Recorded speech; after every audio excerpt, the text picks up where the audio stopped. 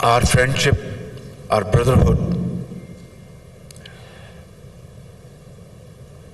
is known to all and sundry. The world knows that Turkey and Pakistan are like two brothers, like a family. Our hearts beat together. Although we speak different languages, but we know what we are saying to each other. Our hearts and minds understand it extremely well. But our relations, historical fraternal relations, are not properly reflected through the volume of trade and investment between the two countries. I know there is no dearth of efforts on your side. I think you are too keen and desirous to come and invest in Pakistan and vice versa. But then, trade is trade, investment is investment. These are governed by commercial rules and regulations. And obviously money flows to those parts where it finds itself very comfortable in terms of investment rules and regulations, in terms of profitability, and in terms of security of investment. That goes without saying, and I deeply appreciate this philosophy. And this is not only between us, it is, I think, governed by rules through centuries, and this will continue to be the case for all times to come.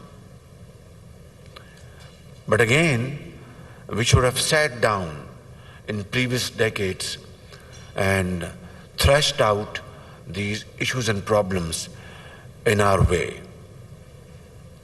For reasons it has not happened, but it is never too late, my brothers, my sisters. I believe in this time-tested quote that wherever there is a will, there is a way. So let's start today and let's look forward. Let's learn our experience from the past and move with speed so that we can compensate the losses of the past and make dividends from now onwards. There is immense potential, infinite potential and capacities on both sides between Turkey and Pakistan. Let us synergize them. Let us put our act together and move speedily so that we can show to the world that it is not just brotherhood that we talk about in our speeches, in our lectures, in our schools, in our universities, in our stanzas, but we have the will and the commitment and sincerity of purpose to convert these into action and can implement them with fullest force of commitment and at our disposal. I know that certain Turkish companies have been wronged, not by design, but I think sometimes red tape comes in the way, lethargy, lack of understanding of the bigger picture, and sometimes bureaucracy creates hurdles, and it's not new to us. I think the entire world is aware of it. But important thing is that we need to cut this red tape with a very sharp scissor.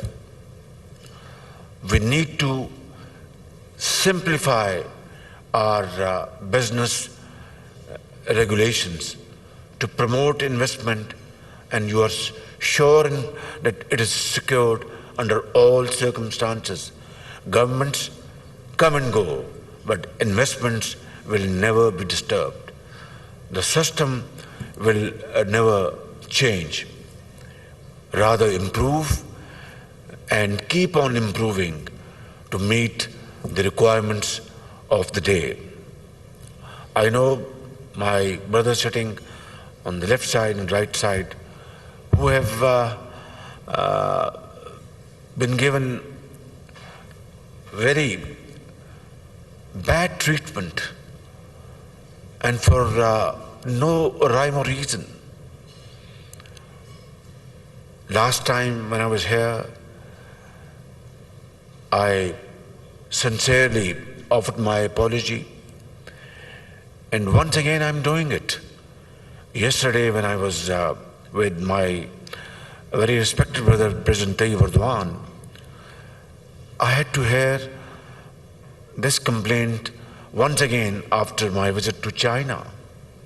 China, as you know, is a very sincere friend of Pakistan, and under China-Pakistan economic corridor framework, China has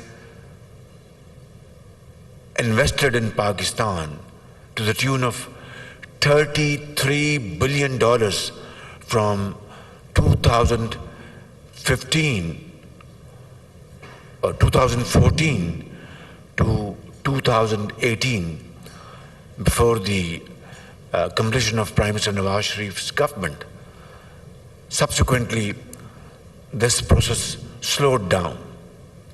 And like President Tayyip Erdogan, and rightly so, was conveying to me in a very brotherly fashion, in a very sweet fashion, that Brother Shehbaz Sharif,